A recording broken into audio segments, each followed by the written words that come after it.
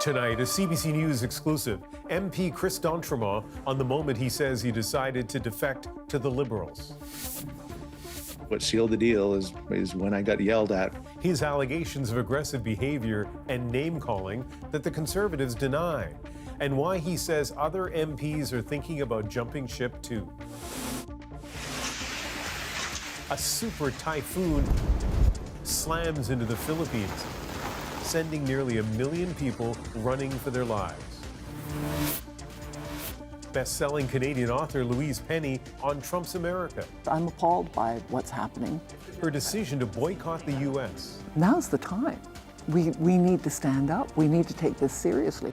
And her latest novel that predicted the 51st state threat in the Sunday interview. From CBC News, this is The National with Ian Hennemanson. Tonight, in an exclusive television interview with CBC News, a Nova Scotia MP is detailing the confrontation he says cemented his decision to leave the Conservative caucus and join the Liberals. Chris D'Entremont crossed the floor last week just after the Liberals presented their budget. He says he took issue with negativity coming from the Conservative Party leadership, but that it was getting yelled at in his own office that sealed the deal. The Conservatives are disputing that and firing back. JP Tasker takes us through the allegations and the response. After a warm reception from his new party, Nova Scotia MP Chris D'Entremont is speaking out about how he says he was treated by senior Conservatives. What sealed the deal is when I got yelled at. In his first broadcast interview since crossing the floor to the Liberals, D'Entremont says Conservative MPs Chris Warkentin and Andrew Scheer barged into his office. His assistant almost knocked over.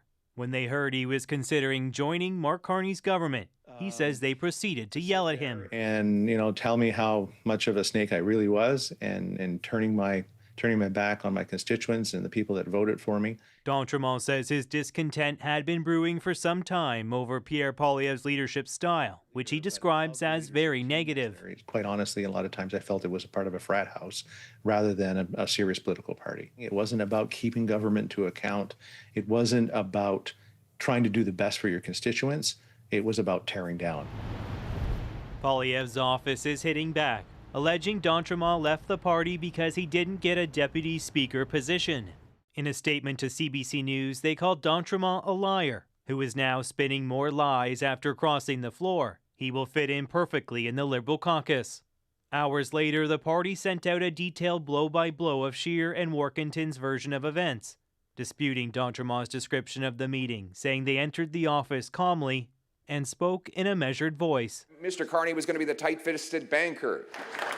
Poilievre hasn't spoken publicly about D'Entremont's departure or the abrupt resignation 2 days later of another Conservative MP, Matt Genereux, focusing instead on Carney's budget. I feel sorry that we're in this situation, but I also think, we're only hearing part of the story from Chris.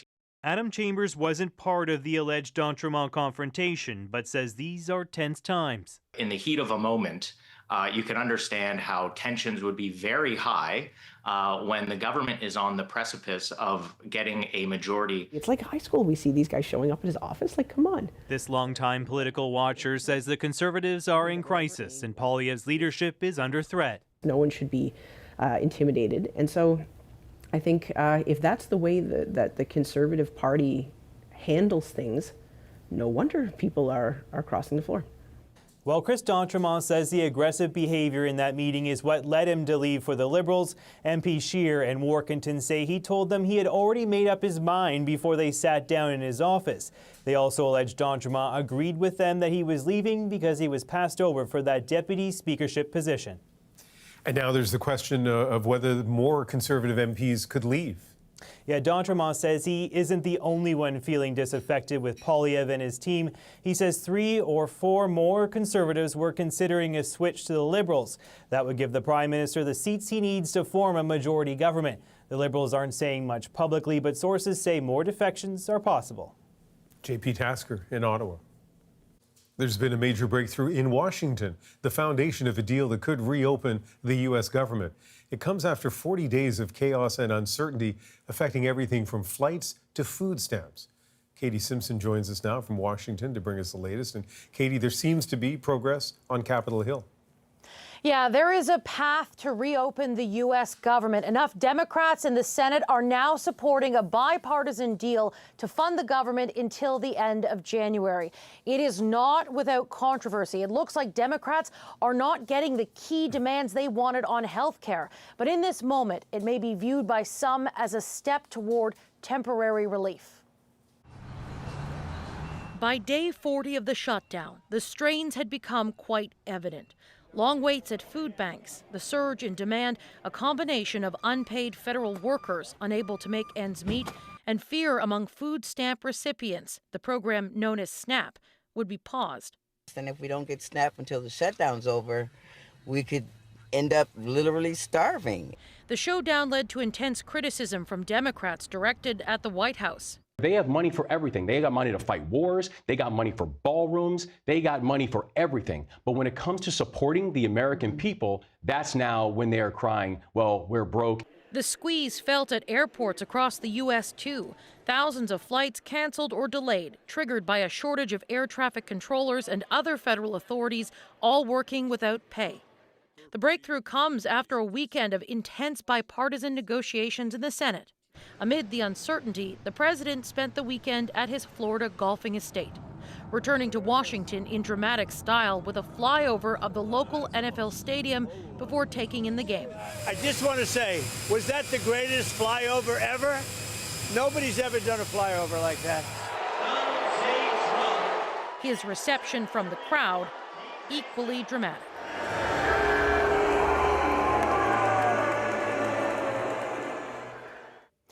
Now, even if everything goes as planned in the Senate, there are a number of technical steps that need to happen before the government can reopen. At most, it could take a few days. And Katie, this may be a bipartisan deal, but it's still controversial. Yeah, Chuck Schumer, who's the top Democrat in the Senate, he is not supporting this deal because it doesn't include any sort of guarantees to extend subsidies for health care programs. Remember, that is why Democrats wouldn't support this funding plan in the first place. Democrats speaking to reporters tonight say it became more and more evident as this fight dragged on that Republicans were not willing to give in to any of their demands. Katie Simpson in Washington. Another typhoon has raged across the Philippines, unleashing destruction and a deluge of rain. Typhoon Fung-Wong made landfall earlier today on Luzon as a powerful super typhoon, slowly churning across the country's most populous island, set now to pivot north towards Taiwan. And this is less than a week after Typhoon Kalmegi tore through the country's south. This latest typhoon alone has displaced nearly 1 million people, with reports of at least 2 dead. As Lisa Shing shows us, for a country still reeling, it is another cruel blow. As Super Typhoon Fung-Wong made landfall, almost 1 million people had already been evacuated to shelters. Some of our belongings are on our roof, says Christopher Sanchez. Whenever there's a typhoon, our place gets flooded and the waters can reach over our heads. This is already the 21st named storm to strike the Philippines this year. But this is so far the largest and terrifying to many. We're scared. I have my kids with me, and my husband is still out making a living, says Kristia Simon. At times, Typhoon Fung-Wong blanketed the entire country, with fierce rain and winds gusting to more than 200 kilometers an hour. Imagine the amount of damage it can cause in terms of like landslides somewhere in the northern portion of the country, the amount of storm surge that can cause in the eastern side of our country. Residents have barely had time to recover from the devastation wrought by another storm less than a week ago, Typhoon Kalmegi. It brought downpours and flash flooding, killed at least 200, another 5 in Vietnam. That as the Philippines was already dealing with the aftermath of 2 earthquakes earlier this month. For these families, it feels like the recovery never really began. And, you know, these communities are reeling from layered disasters. We're getting ready, but this is starting to test our level of experience. Government agencies, including the National Police, Armed Forces, and Coast Guard, say they're ready. All major service commands and unified commands have been mobilized to assist in rescue, relief, and recovery operations. Officials say the storm could affect more than 30 million people, including in the capital, Manila. After that, it's expected to head north, threatening Taiwan later this week. Lisa Shing, CBC News, Toronto. The UK is sending a military team to support Belgium's response to a recent series of unidentified drone incursions. The UK, alongside our other 31 allies in NATO, will work to support each other, and that's why the Defence Secretary and I are very happy to see UK military personnel deployed to support Belgium. The announcement came shortly after the latest drone disruption yesterday when a sighting briefly closed down one of the largest air freight airports in Europe, in Liège, for the second time this week. Months of similar incursions across Europe have been blamed on Russia, a charge Moscow denies. The British public broadcaster is in a state of upheaval. Both the BBC's director and the head of news have resigned tonight after the broadcaster faced allegations of biased coverage, including, as Chris Brown shows us, of U.S. President Donald Trump. Just before the last U.S. presidential election, the BBC ran this documentary with an edited clip of Donald Trump addressing supporters before the storming of the Capitol in 2021. We're going to walk down to the Capitol, and I'll be there with you, and we fight. We fight like hell, and if you don't fight like hell, you're not going to have a country anymore. Only Trump didn't actually say those words in that way. He said, "We're going to walk down to the Capitol, and we're going to cheer on our brave senators and congressmen and women." The Fight Like Hell section came from a different part of the speech 50 minutes later. On Tuesday, the Telegraph newspaper published a leaked internal BBC review that acknowledged the edit distorted the day's events and represented serious bias. Sunday night, both the head of the BBC, Tim Davie, and the leader of the News and Current Affairs division, Deborah Turness, resigned. There have been some mistakes made, and as Director General, I have to take ultimate responsibility, Davie said in a statement.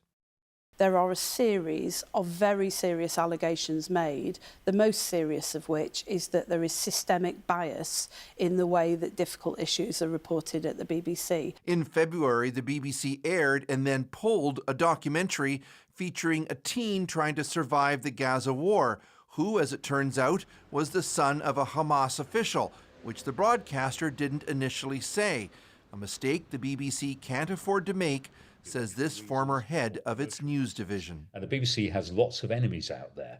Now, that happens. I mean, the BBC has to live with that. What it then has to do, of course, is be as good as it possibly can be.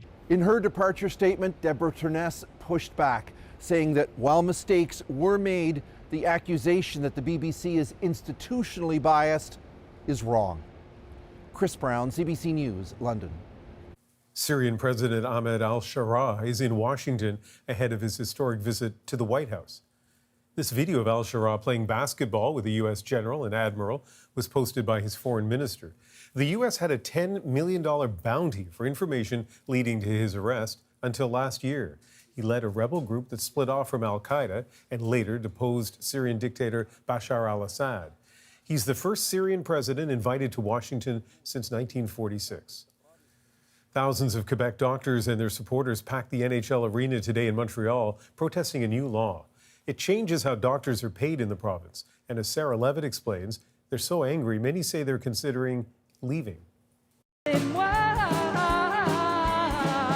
Montreal's Bell Centre usually hosts concerts or Habs games, but packed in on Sunday, thousands of Quebec doctors and medical specialists united against the Quebec government and a new law changing how they're paid. It is a sport metaphor because I believe to give amazing care to the patient, you need to be at your best all the time despite difficulty, despite the fact that you're tired. The gathering brought together doctors from across the province fighting Bill 2, Quebec's new law ties wages to performance targets like how many patients are seen in a day and emergency wait times.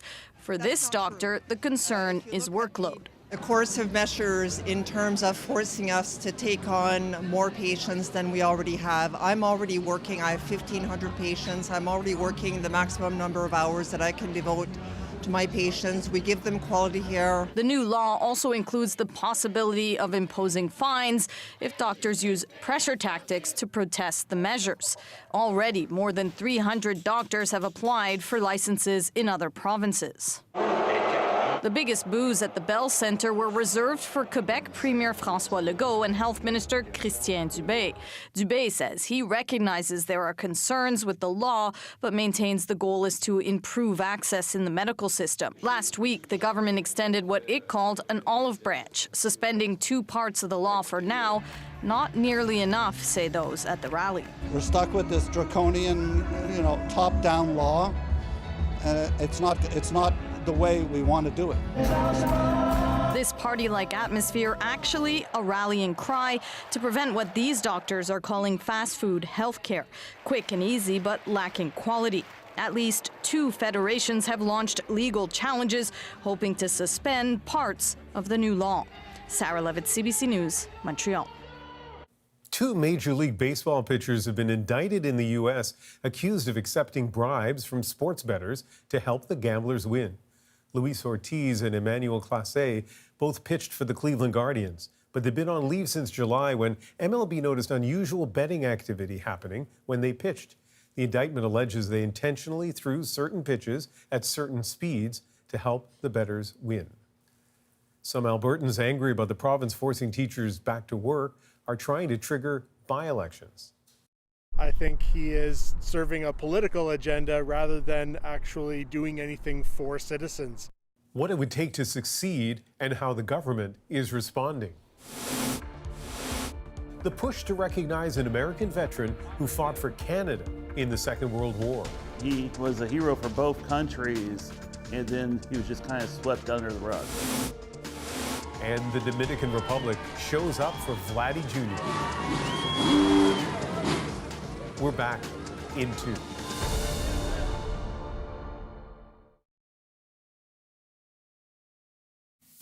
Flame in the air, bicycle! Oh my God! Heavy snow in Ottawa tonight for the Canadian Premier League final. Organizers played on despite these conditions. They used snow blowers and shovels to clear the field. The snowstorm is currently blanketing parts of southern and eastern Ontario. There's a growing movement in Alberta aimed at removing politicians from the provincial legislature. It's part of a recall process, a tool only available in a couple of provinces. Sam Sampson explains how it works and why it's being used now. Are you here to sign the petition? This campaign isn't to get someone into office, but to force Alberta's education minister out. I think he is serving a political agenda rather than actually doing anything for citizens. The use of the notwithstanding clause, especially in terms of the teacher strike. Now we're going to fight for education. Last month, Alberta used the notwithstanding clause to force teachers back to work after a 3-week strike. The clause allows governments to temporarily override charter rights. Since then, organized efforts to unseat or recall MLAs who voted in favor have popped up across the province. Both BC and Alberta allow recalls. Alberta lowered the bar earlier this year, giving more time to gather fewer required signatures. Now, if that happens, there could be a local referendum which could force a by-election. They're being used in bad faith. This political strategist says recall legislation was meant to address bad behavior. It would have been the intent of the law for these to be used because somebody didn't like the outcome of the last election, and I think that's what we're seeing here today. Alberta's education minister agrees, writing recalls should be reserved for breaches of public trust, not a shortcut to trigger a new election. There's already been rumors about an early election here in Alberta. This political scientist says recalls likely force the province to either walk back policy or call an early election. These recall efforts would give the Premier another reason to go early rather than fighting a bunch of different by-elections. So far, there are 2 greenlit petitions that have 90 days to gather signatures. When asked about them, Alberta's Premier said she heard some groups are breaking procedural rules and suggests petitions could be found invalid. Sam Sampson, CBC News, Edmonton.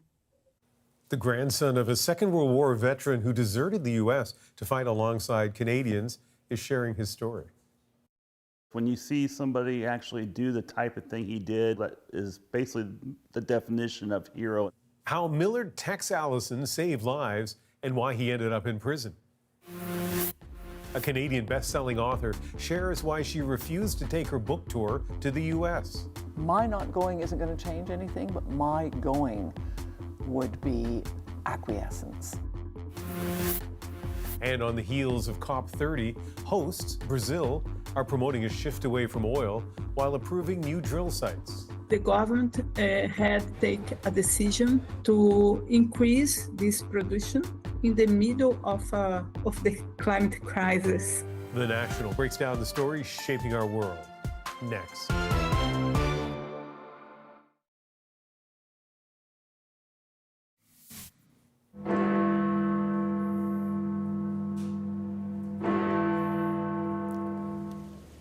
A national service of remembrance was held this morning in central London. King Charles led the proceedings and laid the first wreath, followed by Prince William. About 10,000 armed forces veterans took part in the Royal British Legion's March Past, alongside 20 World War II veterans. And tonight, Big Ben was lit up to commemorate 80 years since the end of the Second World War. An American soldier who fought in that war for a Canadian military unit is now the subject of another fight. His family in the U.S., along with a Canadian regiment, say he deserves to be properly honored for an incredible act of bravery. Liam Britton shows us why he was denied that. Beneath this simple plaque lies Millard Allison, better known as Tex. When you see somebody actually do the type of thing he did with no regard to his own safety to save the other people, that is basically the definition of hero in the military. Allison was an American, but he joined the British Columbia Regiment in the Second World War. Tex Allison's tank goes first. In April 1945, he led a tank advance over a canal in western Germany. His commander's vehicle was hit and in flames. Allison ran through enemy gunfire, carried his commander to safety, then dashed back for another survivor. And despite being badly burned, Allison then sped to his own tank and fought for 2 days, destroying 3 vehicles and killing 50 enemy soldiers. My grandfather, after the war, Allison was nominated for a Victoria Cross, Canada's highest award for military bravery. But the medal was downgraded to a Distinguished Conduct Medal. Tanks of the 4th Canadian Armored Div. The regiment's historian argues it's because Allison deserted the U.S. Army before his country was at war to join the fight sooner. There's going to be media and press, and it's probably going to come up pretty quickly that this person is missing from the United States Army. It would be best if we just quietly downgraded it. Allison left Canada for Texas after the war. There, he was arrested for desertion. So he was in a tank made of this metal. And this time, it was Canadians joining his fight. And he wrote a long and a high praise letter directly to the general in charge of the court-martial that if they didn't want him anymore, the Canadian Army would love to have him back. But in the end, Allison was convicted. His grandson is lobbying officials in Canada, the U.S., even King Charles, to get his grandpa an honorable discharge and upgrade his medal. He was a hero for both countries, and then he was just kind of swept under the rug. Hand-drawn maps. His old regiment is fundraising for a headstone, telling of his Canadian and U.S. service.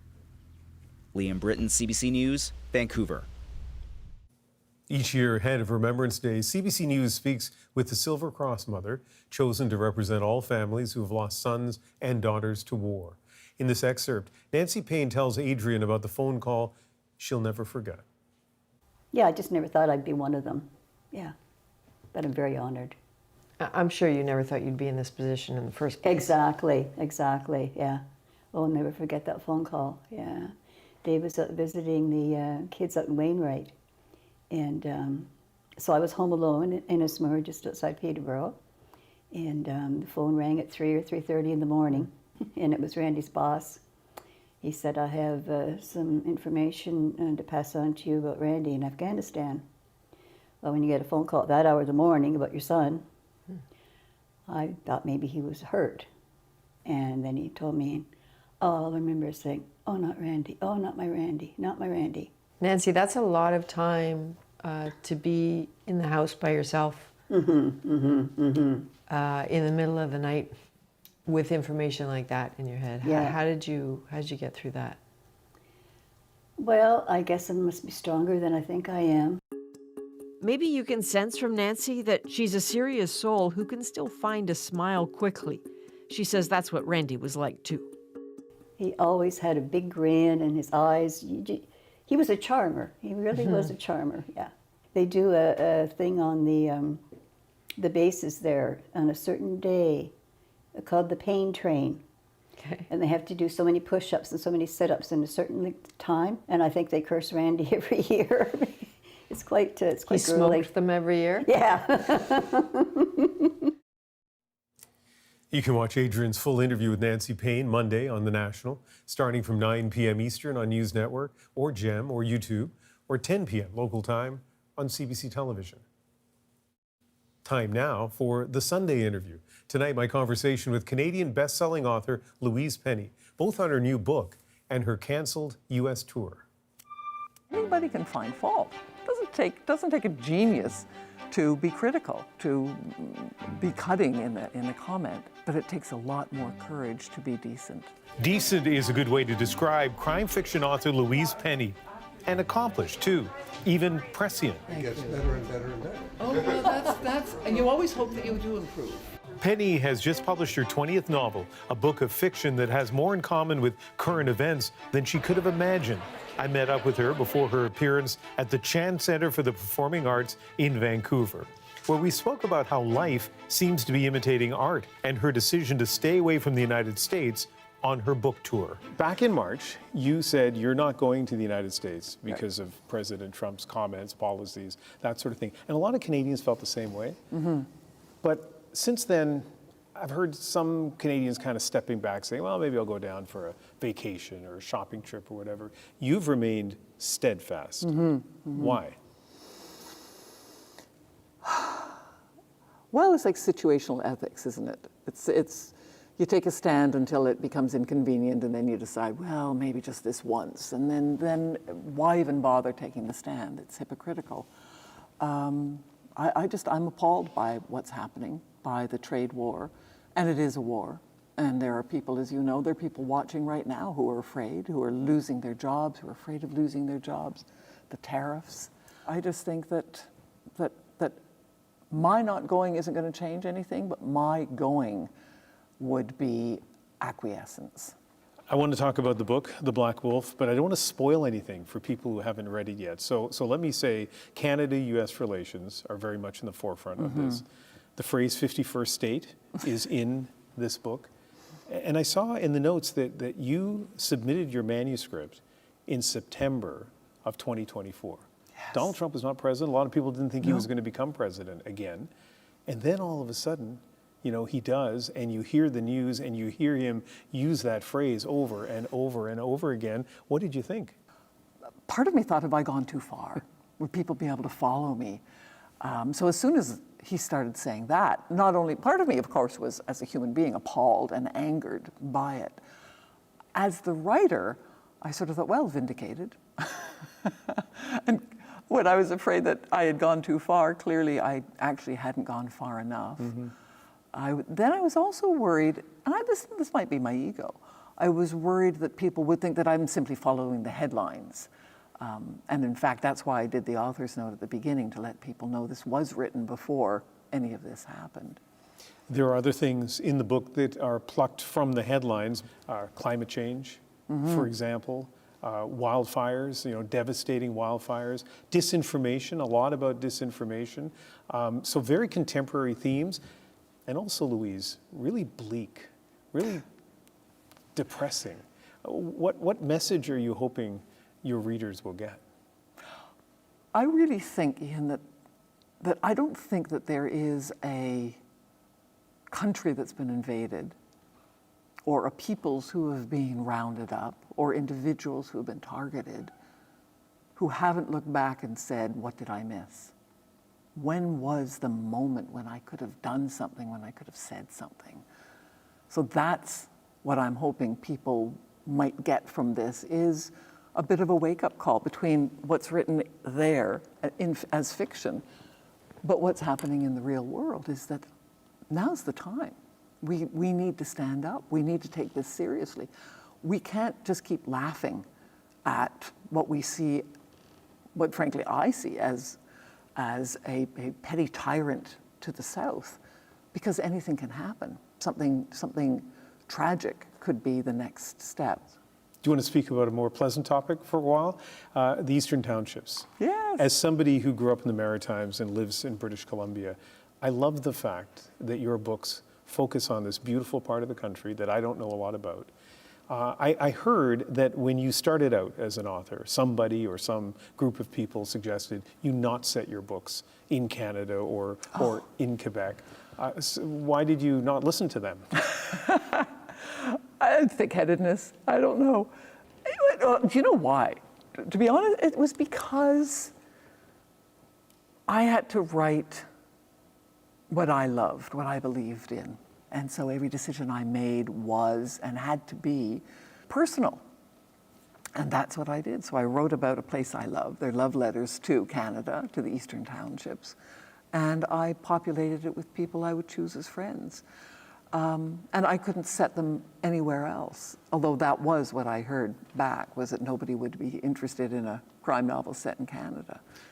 And I just thought, well, then they're not interested, but I'm not going to change. One of the charming features of the area that you call home, and it features in the book, and again, I'm not going to spoil anything, is the Haskell Free Library and Opera House. It plays a pivotal role in the book. Yeah. It is something many of us have seen in news coverage over the years, this charming library that straddles the border between Quebec and Vermont. It actually exists, and it's in the news again. The U.S. is now limiting Canadian access to the iconic Haskell Free Library and Opera House. I know, I couldn't believe it. I couldn't believe it when Kristi Noem went to the Haskell, of all places, they target a village library that sits on the border and that is symbolic of the friendship. And the borderline runs right through it, which is what makes it extraordinary. And it was built as a symbol of this relationship, the long-standing friendship we have between the United States and Canada.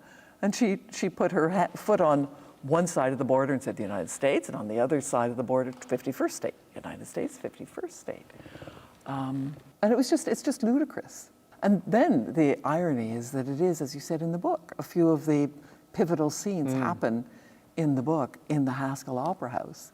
And in fact, we ended the tour with 2 events at the Haskell Opera House for that very reason, so that half of it was with the United States audience, American audience, and half of it was the Canadian audience. Let's finish with this. In a polarized America, a book like this, with the themes that it has, are you worried at all about how MAGA, for example, is going to respond to your book?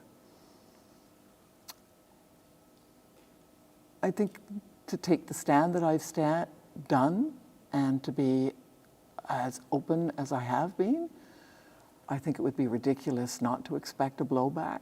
And there has already been a little bit of it, certainly by people who support Trump. I think there will be one. I'm not worried about a physical attack, but I'm almost uniquely in the position where I can take this stand, because this won't end my career, but if it does, I've already overshot any expectations I've had for myself. So I'll just retire to my little village and I'll keep writing books for myself with my dogs at one side in front of a fireplace and go and see my friends in the cafe. So no, I'm not afraid of them. We did that interview a couple of weeks ago. That's why we weren't wearing poppies. As for how this book is going to be received in a divided America, in a country she's not doing any book tours in, well, it debuted this week on the New York Times bestseller list at #1. The COP30 Climate Summit is set to begin, but are the hosts truly behind ending the world's dependence on fossil fuels? Brazil is a big oil producer. Weighing the environmental risks against the economic benefits, next.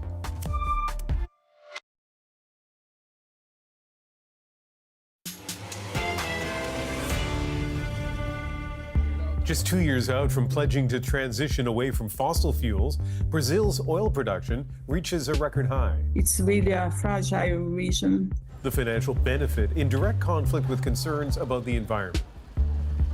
With Brazil hosting the COP30 summit, international climate correspondent Susan Ormiston traveled to the country's Amazon region, where competing interests are colliding.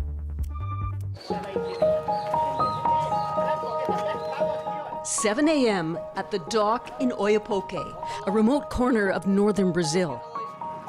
The boat pilot is taking us far along the Oiapoque River, snaking through part of the Amazon rainforest, past river communities and mangrove swamps, to where the river meets the Atlantic Ocean. Beyond is Brazil's newest oil frontier, just as it opens the world's largest climate talks. We are off the northern tip of Brazil, and out there in the ocean is a drill ship. Petrobras, Brazil's state-owned oil company, is drilling a first exploratory well for oil. They haven't extracted any oil yet. They're measuring the reserves. It's estimated that along this Amazonian coast, the reserves could yield 30 billion barrels of oil. And it's attracted not just Petrobras, but oil majors like Chevron, but also ExxonMobil and a Chinese consortium.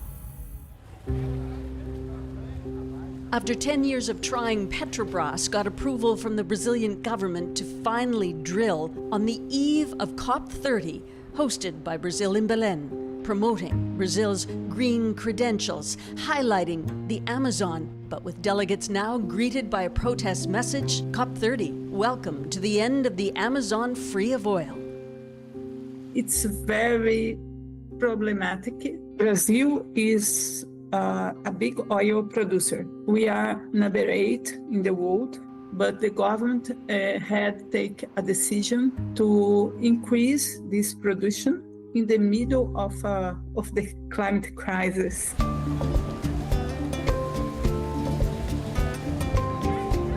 The fight between climate politics and oil ambition is playing out in Oiapoque, and that's why we traveled here, starting our journey in Macapá on the mighty Amazon River.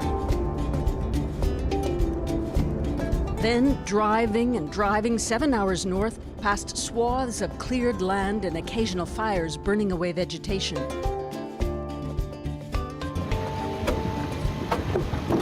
The only highway north ends in wooden bridges and a dirt road. Oiapoque, rising from the river, lies in one of the most disadvantaged regions of Brazil. An oil bonanza could help reduce poverty. That's the government's promise. Boat driver Cleigenia Ribeiro tells us drilling for oil could lift all boats. How will it help you and your business? More people will come from different places, like workers, and sometimes we work with them on different services. Betting on black gold, new retail buildings and hotels are going up. In the riverfront kiosks, shop owner Marlena Cardozo is convinced the oil drilling will bring prosperity, not risks. Do you worry, have any concerns about something happening to the environment because of the oil drilling? I don't think so, because from the studies they're doing, I believe if it happens, they have the capacity to quickly take care of the losses. Petrobras is a point of pride for many Brazilians, more than just an oil company. It says it's met all the environmental tests and simulation drills required by the government to get the exploration license. To help win approval, it even built a new wildlife hospital for marine mammals, reptiles, and birds in Oiapoque. But 20 minutes outside town, indigenous communities along the Curupi River are appalled, says Chief Wagner Carapuna, who met us in Manga, a hub of river traffic between tribes. The government says it will bring jobs for all people, including indigenous people. No, eu não acredito nisso. I don't believe that. You need to have higher education to work for Petrobras, and we indigenous people don't have that. The government is deluding us with false promises. Falsa promessa. The Carapuna is the largest tribe in this area. The chief takes us upriver to show us part of their land. the Amazon forest and waterways, which he worries could be vulnerable from extracting oil. If it were to cause a leak, water has no border, he says. Then it will contaminate our river, our fish, the birds. Everything will suffer.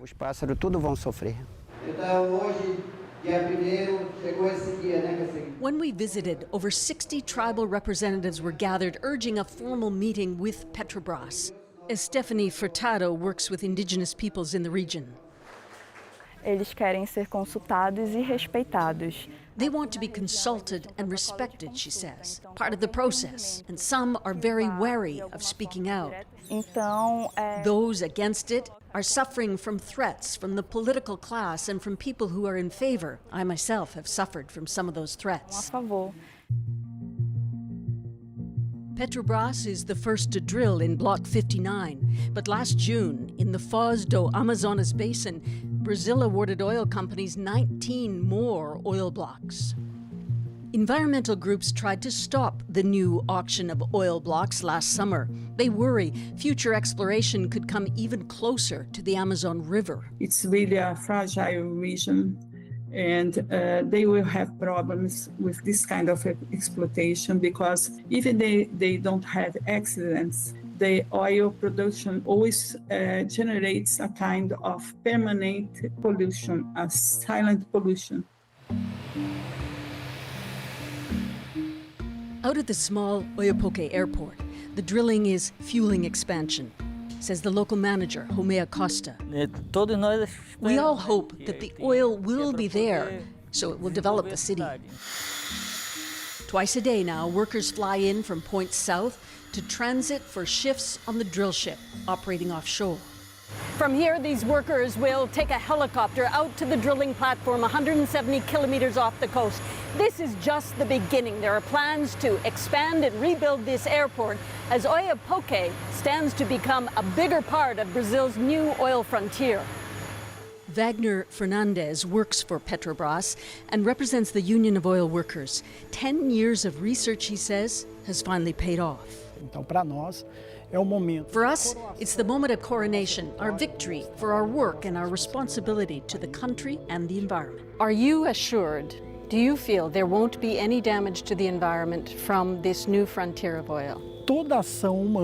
Every human action poses a risk to the environment, he says. But we at Petrobras, we oil workers, have the best possible containment and leak group in Latin America. At COP30 in Belém, Brazil's president is not touting the new oil frontier or his country's record oil production. In fact, publicly, he's urging the world gets off its oil dependence. Brazil is not afraid to discuss energy transition. But his critics will remind him of his contradiction to protect the Amazon and explore for oil off its coast. COP30 officially begins Monday. Prime Minister Mark Carney is not attending, but Canada has sent a delegation. Susan will also be there to bring us the latest on the talks. Coming up, the Dominican Republic celebrates Vladimir Guerrero Jr.'s incredible season. This is like my son. We started working when he was 5 years old. His family's reaction in our moment.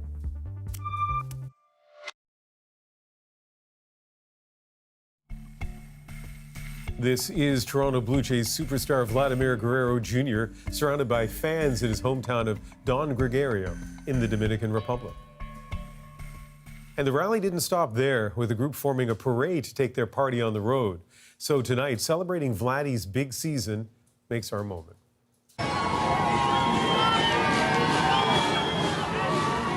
People come from New York. People come from Florida. People come from Orlando. They come from Tampa. We're gonna be together. The traffic was bad.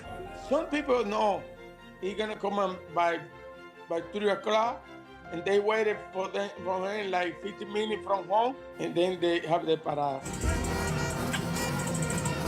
This is like my son. We started working when he was 5 years old. I hope he keep working hard, and he made it like a Hall of Fame, like his father. Is to start in sing good dad, good son, good person, good friends. I say, hey, I have a dream. This is a dream come true.